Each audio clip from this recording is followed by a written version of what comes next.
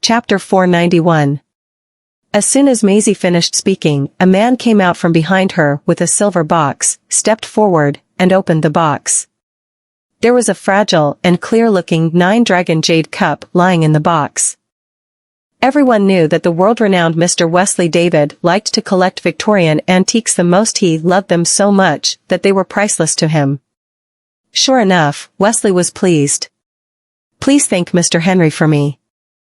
I like this just very much." He motioned the person beside him to receive the box. Maisie took the wine glass handed over by someone from the side and clinked her glass with Wesley. The people on the side were discussing, most of them having doubts. So, she's really Ms. Henry. Why is she wearing a mask? Is she afraid that others will see her face? Mr. Henry is very protective. After all, even the media hasn't been able to find out any information about her. Not to mention that she wears a mask whenever she appears. She's truly a mysterious woman. Maisie ignored all those discussions and went straight into the discussion about partnering up. Wesley was stunned for a short second and then laughed. "Ms. Henry, are you saying that you want to get into a partnership with the Ashton Group? That's rather unfortunate. You're a step behind someone else." "A step behind? How can this be? I'm already ahead of Prince Roger." Maisie's hand, which was holding the wine glass, clenched slightly, but her expression showed no signs of turbulence. She then said regretfully, "Is that so? Then I really am late for the party. But I'm curious as to who has beaten me to the opportunity. Who has earned the spot to collaborate with you, Mr. David?" Wesley answered without any hesitation, "It's Mr. Goldman. He's from Zlokova and an old friend of mine. I've agreed to get into a partnership with him." Maisie's expression changed instantly when she heard the words Mr. Goldman. Wesley looked in another direction and smiled. "Mr. Goldman is here." Maisie turned her head slowly, and the wine glass in her hand trembled slightly. She was astonished and felt as if someone had taken away her ability to breathe. The scene that appeared right in front of her hurt her eyes even more. Nolan was sitting in a wheelchair. He had changed a lot compared to 3 years ago, looking more mature and sharper. The dark suit he was wearing made him look firmer and more resolute. Several bodyguards in black were always walking in proximity to protect him. Quincy was pushing the wheelchair when he looked at Maisie, and a hint of surprise emerged on the surface of his face. The mask might be able to conceal her appearance, but that would only work on the people who did not know her. But for them, even though she was wearing a mask, they still saw through who she was. Maisie Vanderbilt. Wesley turned to Nolan. "Mr. Goldman, you've arrived just in time. By the way, this is Mr. Henry's daughter, Ms. Alice Henry." All gazes were undoubtedly fixed on Maisie, especially Quincy, who was the most surprised. How did Ms. Vanderbilt become Alice? If she's Alice, what happened to Mr. Henry's paternity test? Could it be that she deliberately concealed her true identity so that others wouldn't suspect her? Nolan's unchanging gaze trembled for a split second. But all the subtle emotional changes fell into the deepest abyss in his eyes immediately. Maisie quickly quelled the fluster and thoughts in her mind and heart, and then gave off a faint smile. "So, this is Mr. Goldman. I've heard a lot about you." Maisie's greeting was detached, while her demeanor was distant. It sounded as if they were never acquainted, and their reunion after years of separation felt like a strange yet familiar occurrence. Nolan stared at her emotionally. But he was still able to remain calm. "Ms. Henry has heard of me? I'm honored." His voice still sounded deep and melodious.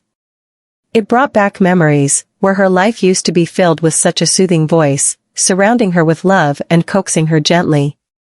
However, the recollection only lasted for a moment as she suppressed all the thoughts and memories from pouring out of her mind, and the ripples of emotions in her eyes slightly faded. When she turned around to place the wine glass back, the waiter who appeared out of nowhere bumped into her hand. And the wine in the glass spilled on her sleeve. Chapter 492. "Ma'am," Sadie exclaimed. The waiter bowed and apologized in great panic. I'm sorry. Maisie took out a handkerchief nimbly, wiped her hand, and then said with a smile, it's no big deal, you're good to go. Nolan looked at her. I asked someone to prepare a gown, just in case something like this happened. I think it should suit you very well, Miss Henry. After all, the banquet is nowhere near over yet. It seemed that she was planning to leave the venue halfway. However, the banquet was not over yet. So he said that to keep her here for now. Wesley grinned and said, indeed, Miss Henry came to attend my banquet. She mustn't be wearing clothes that are stained with wine. That would make other people think that I'm not playing a good enough host. Maisie raised her head and accepted the kindness readily. Then I might have to trouble you for the gown already. Mr. Goldman. Maisie asked Sadai to accompany her even when she went to change her attire in the guest room, because she knew that Sadai would never let anyone approach her. Sadai waited at the door and passed the gown to Maisie after receiving it from Nolan's men. Maisie closed the door and took off her burgundy suit and the ruby pendant. She then recalled Nolan, who had appeared in a wheelchair, as well as what Erwin had told her, saying that Nolan was gravely ill. A hint of gloom flashed past her eyes. She removed all her clothes and picked up the wrapped gown Nolan had sent. After unwrapping the outer packing and opening the purple box, she saw a dark green gown lying within the purple box. This looks a lot like the one that I wore to the Boucher's banquet 3 years ago. It's just that the design on the back isn't a cutout but is covered with a thin layer of tulle. How did he? The hand holding the dress tightened just as she had just put on the dress. The lights went out all of a sudden. Not only the lights in the guest room, but also the lights in the corridor outside the room. Sadai. Maisie yelled at the person outside the door. Sadai replied, I'll go and take a look. Maisie's eyes adjusted to the darkness not long after Sadai left, and she walked out of the room. She knew that it was definitely not a power outage, but someone's deliberate arrangement. At that moment, a shadow approached abruptly and pulled her into his arms in an instant. Maisie's body froze as the silhouette in the darkness had a scent that was very familiar to her. The faint fragrance of the Gucci cologne was a nostalgic scent. He kissed her lips out of the blue. It felt hot and hysterical, without even a gap in between the whole length of the kiss. After an abrupt sink into the sensation of the kiss, Maisie returned to her senses in an instant, raised her elbow to push his chest away from her, escaped from the embrace that she was reluctant to leave, and lifted her arm. A crisp slap then reverberated throughout the corridor in the darkness. Soon, the lights were turned on again. The faintly visible mark stood out conspicuously on his slightly pale cheek. Maisie's fingers were trembling. She had not exerted much force. She could not bear to hit him as hard as she could have, after all. Ma'am. Sadai sprinted back and frowned slightly when she saw Nolan standing with her at the door. She quickly approached Maisie and stood between both of them as if she regarded Nolan as someone of great peril. Sir. Please stay away from her.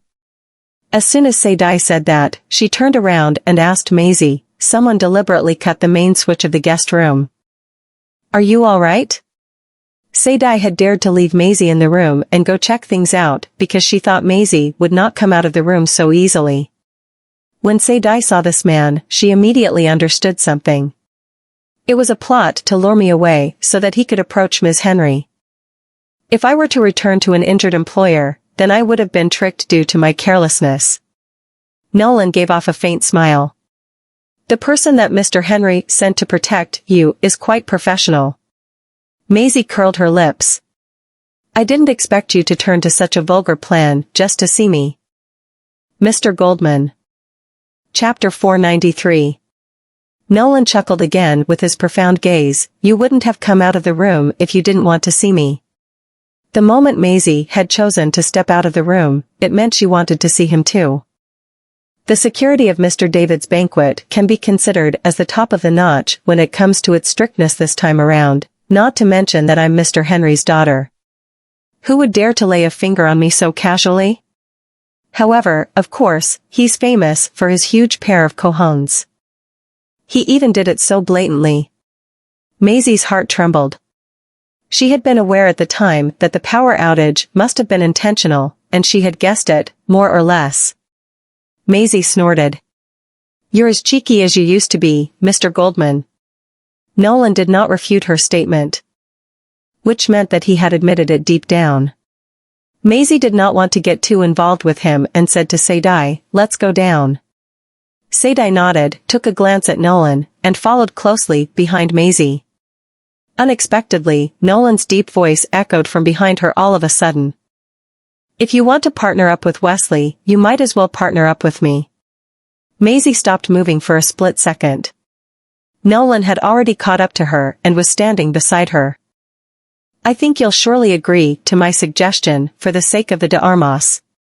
He then took the lead and walked away as soon as he said that. Maisie's clenched fist loosened slightly. The residual warmth on her lips, as well as his fragrance and breath, were all still there. Could she forget the man who had left her more than 1,000 days ago? No, she had never forgotten him. The name Nolan Goldman was like poppy seeds to her, and it became extremely addictive once she got the first taste. She could not quit thinking about him even if she wanted to. Nor could she suppress the urge to touch him even if she wanted to. Not to mention that she still fell into a trance because of the earlier kiss, which was ridiculous. When Maisie got back to the banquet hall, Nolan was found sitting in his wheelchair as if nothing had happened, chatting with Wesley and a few foreigners. Maisie squinted her eyes. He obviously doesn't look like a gravely ill man, but he's sitting in a wheelchair. Is he pretending to be ill or is he truly ill? That's still unknown. "Ms. Henry, you're back. Did you get this gown from Mr. Goldman? It looks gorgeous on you." Wesley's gaze landed on her. Even though she was still wearing the mask, she already looked out of this world. That was especially so for her half-covered face, which made others want to peep at the beautiful face underneath the mask. Maisie smiled politely. "Yes, Mr. Goldman has been generous." Nolan picked up the wine glass. "Glad that you like it, Ms. Henry." At the beginning of the ball, Wesley invited Maisie for a dance under the watchful eyes of the crowd. Maisie did not reject him. She placed her hand on his palm and danced together with him in the crowd. The two matched very well and danced their way through the gentle and melodic waltz. The onlookers were amazed. Maisie, who was wearing a dark green evening gown, looked like a goddess dancing under the moon under the dazzling shimmer of the chandelier. She paced around the dance floor on Wesley's lead and turned from time to time. Her moves were the sole thing that gave elegance, beauty, and confidence their meanings. She was remarkable and unforgettable, just like how she had been at the Boucher's banquet 3 years ago. Quincy looked at the person beside him worriedly. Although Nolan's face was expressionless, his fixed gaze on Maisie became a lot gloomier. It was not until the end of the dance that the two separated in a thunderous round of applause. Maisie nodded and chuckled. "I'll remember my dance with you tonight, Mr. David, but I have to take my leave now." Wesley did not make it difficult for her and nodded. "Okay. Let's meet again some other time if fate permits." Maisie left the scene in a hurry with Sadie. They almost did not look back, but she knew that a scorching gaze had been tailing her all this while. Back in the car, Sadie asked her, "Do you know that gentleman?" Maisie paused for a bit and smiled wryly. "You can take it as a yes. We don't only know each other, but we also had a marriage relationship back then. I even had children with him. It was such an inseparable relationship. But how did it come to this point?"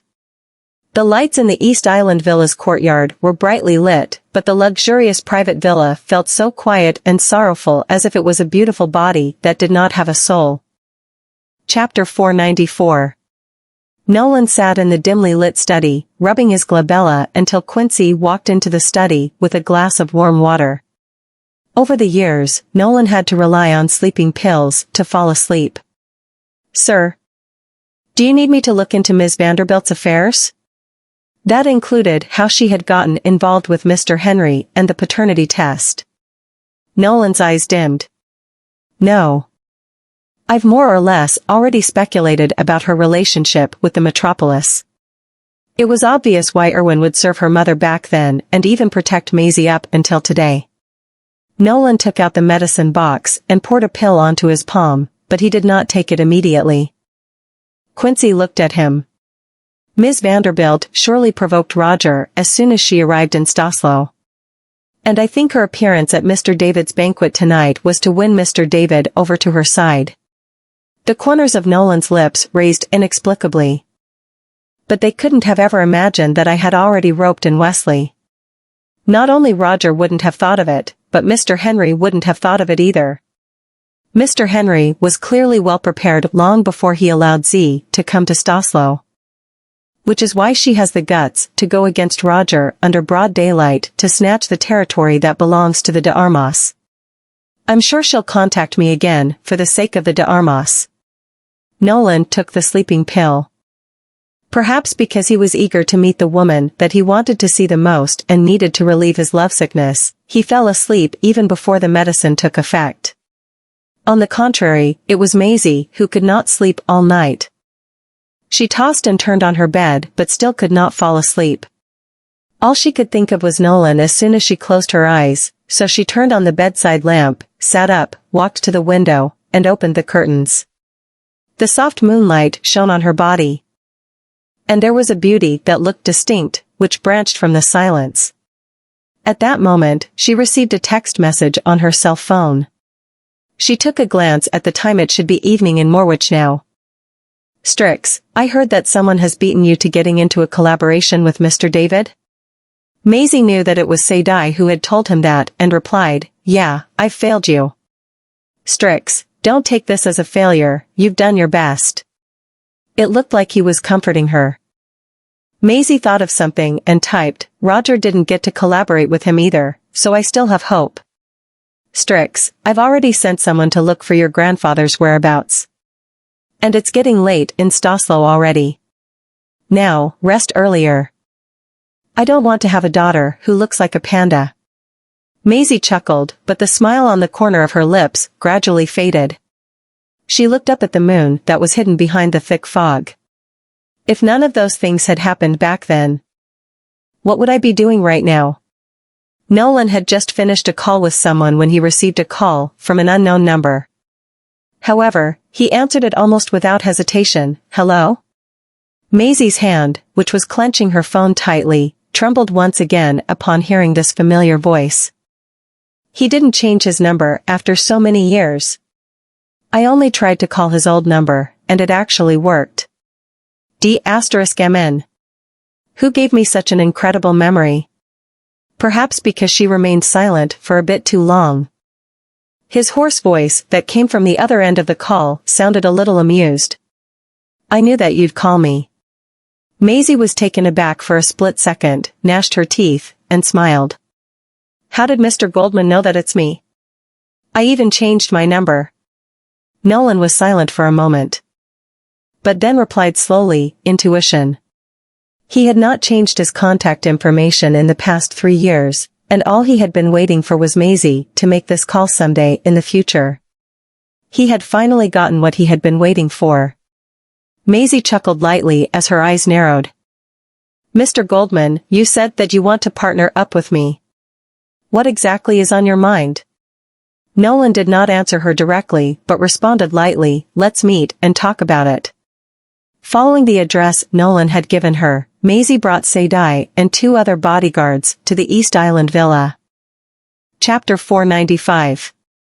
Maisie asked the 2 bodyguards to wait outside the main entrance and entered the villa with Sadie. Quincy was already waiting for her in the lobby of the villa. You've come. He looked at Sadie and claimed. Mr. Goldman only allowed you to go up alone. Maisie's footsteps stopped, and she looked at Sadie. Wait for me here, I'll be fine. Sadie hesitated but did not refute. Still, she watched as Maisie went upstairs. Quincy took a glance at her and smiled all of a sudden. I heard that you're quite a fighter, Miss Sadie. I wonder if I can learn a thing or two from you when you're free. Sadie gave him a sideways glance and answered without frowning or hesitating, "Not unless you want to die." Quincy was rendered speechless. When Maisie walked into the study, a man was standing in front of the window with his back to her and with only a shirt on him. It was still the same reassuring silhouette as before, but he felt a little lonely for some reason. Nolan had already sensed that she was behind him, so his voice sounded calm. "How have you been in the past 3 years?"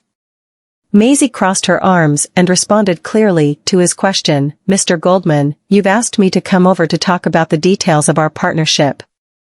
But the first thing that you're asking about is something that has nothing to do with the partnership?" Nolan turned to look at her and asked again, "How have you been?"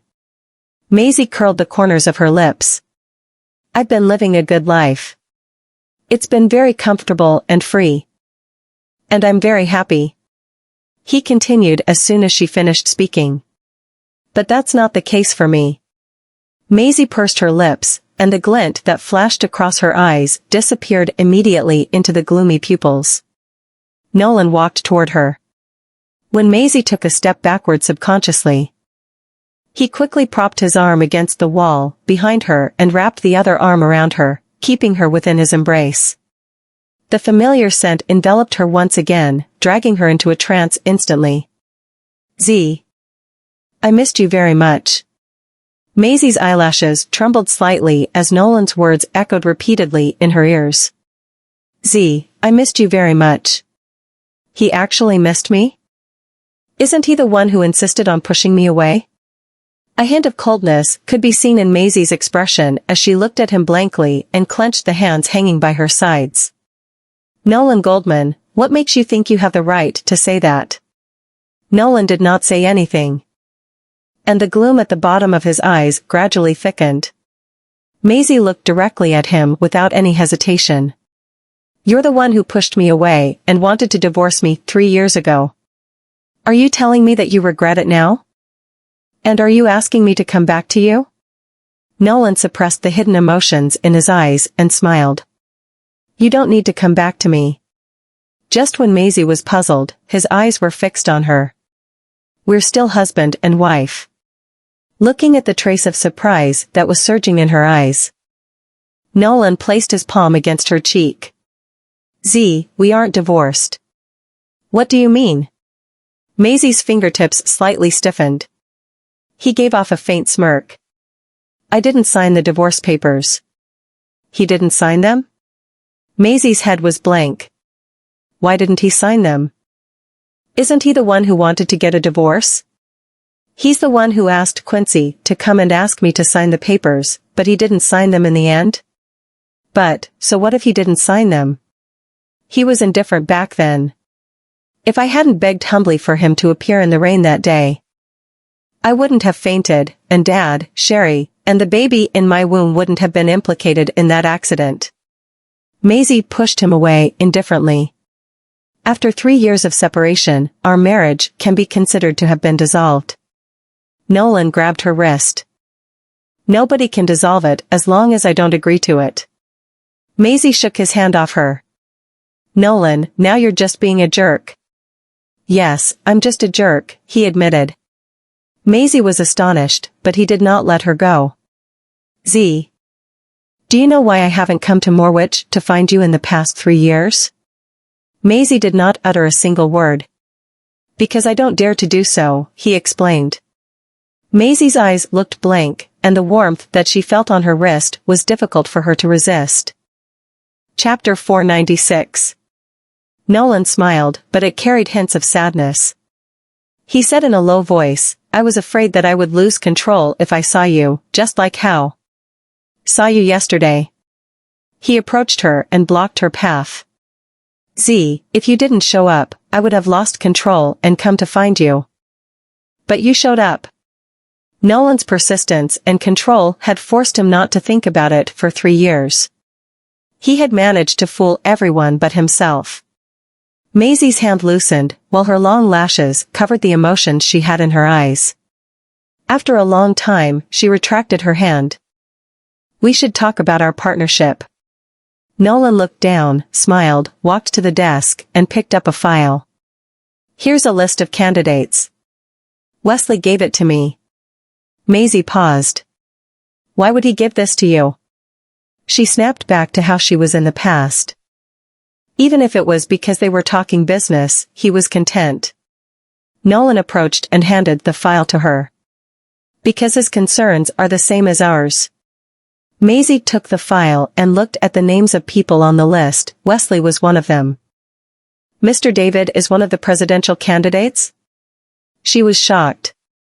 Hadn't he just taken over the Ashton Group? Nolan nodded.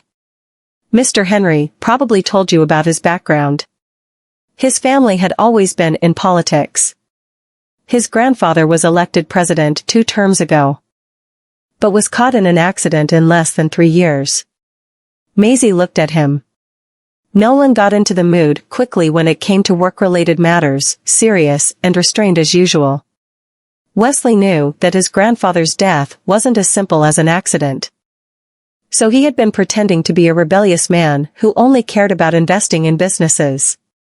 Nolan looked up and saw how she was staring at him, so he unintentionally walked close to her. Do you have a question? The face reflected in her eyes suddenly became large and snapped her back to reality. She looked away and pretended to be calm. So that's why Mr. David is working with you? Nolan smiled. Yes. Maisie's ears turned red, just like in the past. Even though she had changed. It wasn't that much of a change. She had become more sophisticated and beautiful. Maisie knew that he was staring at her. She tried to calm her heart and cleared her throat. Then why do you want to work with me? Nolan and Wesley were colluding. Neither she nor Roger could get a partnership with Wesley. Nolan stared at her and warmly said, because I can't show my face, so I still need you. Can't Mr. David do that? Wesley's identity is complicated, and you are Alice. Nolan seemed to intentionally get close to her. Maisie froze, not daring to look up. She moved her legs to walk away, but a pair of arms pulled her in, twirling and locking her in a familiar embrace. Maisie struggled. Nolan, let go of me. Stop moving, Z. Nolan put his head on her shoulder. Sounding helpless while holding her tight in his arms, Maisie felt something and suddenly stopped moving. She gnashed her teeth. Nolan, what are you doing? You're using this discussion as an excuse to take advantage of me? Don't forget that none of your men can fight better than Sadai. I'm going to, you wouldn't. Nolan placed his chin on her shoulder as if they were rubbing ears. You wouldn't let her harm me. Maisie pressed her lips together and bitterly frowned. You are still full of confidence, Nolan. Chapter 497. Was Nolan willing to bet on it? He had already won the bet, anyway. Maisie really wouldn't have let Sadai harm him. If Nolan's constant need to stick to her was terrible, what about her? She wanted to let go, but wouldn't. Wasn't that just as terrible? The man behind her laughed. I'm not confident, I just trust you. Nolan raised his hand and held her hand with his palm facing upward. He slipped his fingers between her fingers and held on to her hand, then lowered his voice. I'm sorry, Z. His tone was apologetic, remorseful, and cautious. If he hadn't done so many things to make her leave 3 years ago, that accident might not have happened. What's the point of apologizing? Maisie's eyes turned dull, and she started laughing at herself. She retracted her hand, stood up, and walked aside, avoiding eye contact. Dad is dead, so is Sherry. We lost our child too. If I hadn't stood in the rain. What child? Nolan gulped, shock and complicated feelings flashing across his amber eyes. Maisie opened her mouth, but didn't say anything. He probably didn't know about her pregnancy. Nolan stood up, walked to her, and turned her around. Z, you were pregnant. She was pregnant. Why didn't you tell me? Nolan's face was as pale as a piece of paper. Maisie looked at him and curled her lips, but didn't smile. Have you forgotten? When you announced our divorce, I came to see you, but you wouldn't meet me. Nolan's hand curled. He wanted to say something but ended up just pressing his lips together. His calm face started turning dark.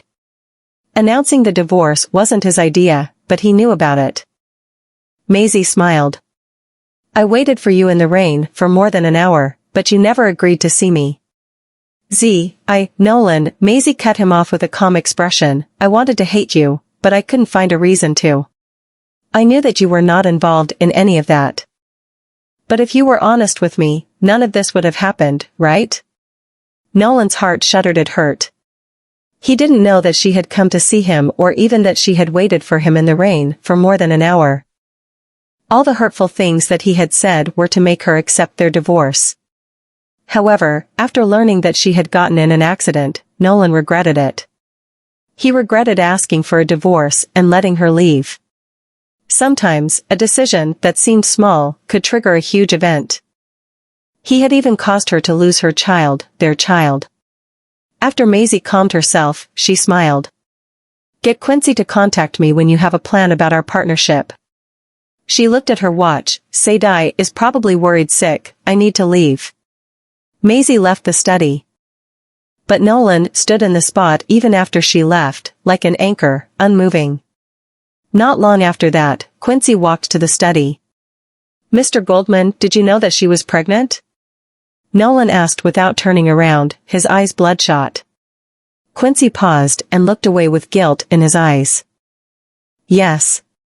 Nolan gnashed his teeth and turned around to look at him with anger and blame in his eyes. Why didn't you tell me after that? Quincy was put on the spot. It wasn't because he didn't want to tell him, but Titus had forbidden it. Because Titus had said that Nolan's psychological burden would increase if he found out about it.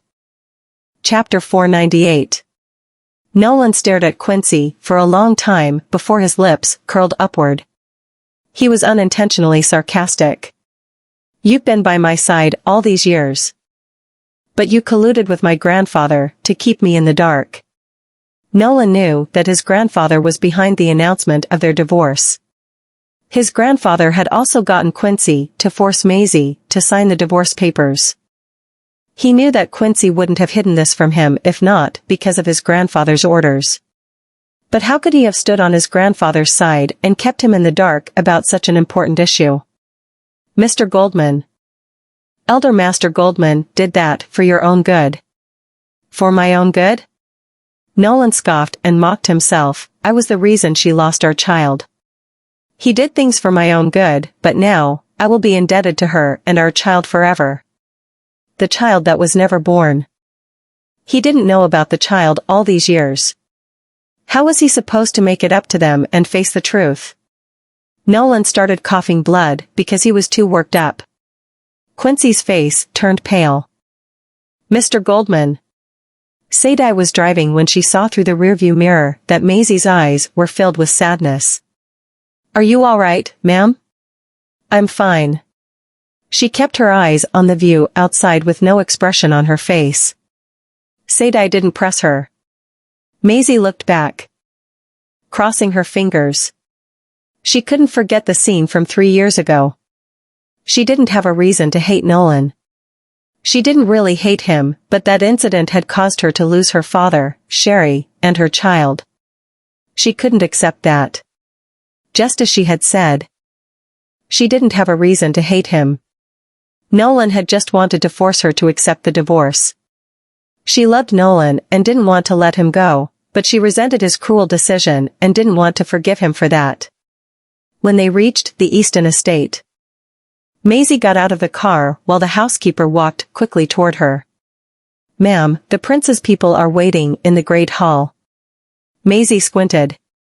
The prince didn't seem to have given up on the issue about the territory, since he had already sent someone over. She smiled and took the mask that Sadie handed to her. I guess I have to meet them then. Maisie and Sadie walked into the villa. A man in a suit from Staslo sat on the couch in the hall, with 2 bodyguards in black standing behind him. He stood up and smiled when he saw Maisie. I'm guessing you are Miss Henry? I'm the representative the prince sent over, Sean Pattinson. Maisie nodded, walked to the couch across from him, and sat down. "Mr. Pattinson, please take a seat." After Sean sat down, the bodyguards brought over a silver briefcase and placed it on the table. Opening it to expose stacks of money, Maisie frowned. "What is the meaning of this?" Sean smiled. "Ms. Henry, His Highness would like to purchase the territory that you are holding. If you think that that's not enough, you may name your price." Maisie's eyelids twitched. They were trying to take over the de Arma family's territory while her grandfather wasn't around, but the metropolis had already taken it. If they tried to snatch it back, it would attract attention, so they were trying to buy it instead. Maisie leaned back and looked apologetic. "Mr. Pattinson, the money does look tempting, but I have enough of it. Ms. Henry, the royals of Staslo and Morwich have always been allies. Our prince does not wish to break the alliance. Furthermore, Metropolis interfering with Staslo's affairs already violated the mutual benefits we share." Chapter 499. "If you're willing to accept that, His Highness will treat you well and even give you more benefits." Sean made it seem like this would affect the alliance between the royals of the two countries. But he was actually telling her that Metropolis didn't have the right to be involved in Staslo's affairs. Did she want to keep the territory for the benefits? Maisie laughed. "Metropolis shouldn't have interfered, but this isn't about benefits. Anything that has to do with the de Armas is my business." Sean was evidently unhappy because she wasn't backing down. "If you insist on interfering, His Highness won't just let this slide. This is my final advice to you." Sean stood up, buttoned up his suit, and left. While Maisie calmly said, "I have a past with the de Armas." He paused but didn't turn around. Maisie turned to look at him. "I'm going to keep the territory." After they left, Maisie asked the housekeeper over and asked, "Who's this Sean that the prince sent over?" The housekeeper answered, "He's a businessman from Staslo who was previously promoted by the prince. He has a hand in most of the casinos and entertainment in spots in Staslo, and he's considered a spy that the prince placed among the nobles. The casinos and entertainment spots that he owns are mostly visited by the nobles, so he's in charge of the business deals between the prince and the powerful people." If Sean had prepared so much money to have a discussion about the territory with her, he probably considered this a business deal. The people of power had dealings with him to get close to the prince. Of course, since Maisie rejected it, the prince wouldn't quietly back down. When Sean reported back to Roger, the latter's blue eyes squinted. Unclear if he was happy or angry. A man stood at the side with the sun behind him, the light blurring his silhouette and face. He said in a deep voice, "She has a past with the de Arma?" Sean nodded. "Yes." "Did you see what she looked like, just like how the media reported?" "She wore a mask." The man didn't have any further questions. Roger's gaze turned sharp. After Sean left, he said, "Have you found out where Hernandez is?" The man answered, "Not yet." Roger huffed. "To be careful, you need to get rid of him if you find his whereabouts. Hernandez knows too many secrets, and it will work against us. We can't let him come back alive." Ever since they couldn't control and manipulate Hernandez, he had been labeled as an outcast. Anything or anyone that would jeopardize their plan would need to be eliminated. Roger said to the man, "As for Alice, I trust you have a solution." Maisie sat at her desk, going through some information that night. She found out that there were 3 people Prince Roger trusted. Other than Sean Pattinson, who was in the business field, there were 2 others. One of them was Robert Stark, the finance minister of Staslo, and he came from one of the richest families in Xena. If Sean was the prince's envoy, Robert would be the prince's financial vault. The third one was Gregory Grissom, a high-ranking officer in the Bureau of Investigations who had connections with all high-ranking people in the government. It seemed that Nolan was right, the prince had reached out toward the government. Otherwise, he wouldn't have interfered with the election. At that moment, her phone screen lit up. The number that was calling was one she was very familiar with. Maisie hesitated for a moment but didn't pick up the call. Soon after, she received another call. She couldn't hold it in anymore, so she answered it. Mr. Goldman. What can I do for you at this hour? Chapter 500. You're still awake. His voice was a little coarse, but sounded sultry. Maisie paused and clenched her jaw. Who told you that? I was asleep. Nolan was quiet for a moment before quietly saying, Your lights are still on. Maisie got up and walked to her window. A black car was parked outside her gates, and Nolan was standing in front of the car, looking dashing and tall in a brown trench coat. The light shining on him made him look lonely. Maisie rubbed the center of her brows, because her head was aching. Nolan. Do you need anything? No, he looked up at the window. I was just passing by. Maisie laughed. You drove all the way here to pass by? Mr. Goldman, your excuse is terrible. Roger sent someone to see you. Nolan took a cigarette out of the packet. Maisie squinted. How did you find out? Nolan held the cigarette in his hand but didn't put it to his lips. He wouldn't give up on the de Armas territory. That's true, but I won't back down either. Maisie turned around. Nolan, it's late, let's talk tomorrow. Are you asking me out? Nolan chuckled. Maisie took a deep breath. Don't forget that you wanted to work together. I'll see you at Season's restaurant. He quietly laughed. All right. After Maisie hung up, she looked outside the window for a moment, then pulled the blinds. Nolan didn't leave until her lights were off. He smiled sadly. Even if they could only get closer because of the partnership, it was better than not being in contact. The next day, Maisie waited at the table in Season's restaurant early with Sadie by her side. Sadie looked at her watch. Ma'am. It's been 20 minutes. Maisie's hand that was holding the teacup stopped midway as she looked down. Just a little longer. Was Nolan not going to show up? After waiting for 10 more minutes, Nolan still hadn't shown up. Maisie had already been waiting in the restaurant for a long time. So the waiter walked to her and said, Miss Henry, are you ready to order? Maisie didn't reply. Who did Nolan think he was? Did he do this on purpose? What was he doing? Miss Henry, the waiter whispered. Maisie put down the teacup, and her face sank. A little later, the waiter nodded and walked away. She picked up her phone and searched for Nolan's number. Right when she was going to call him, she hesitated. Did Nolan's absence mean that he was giving up on their partnership? Had he lied to her? Welcome, sir. Do you have a reservation?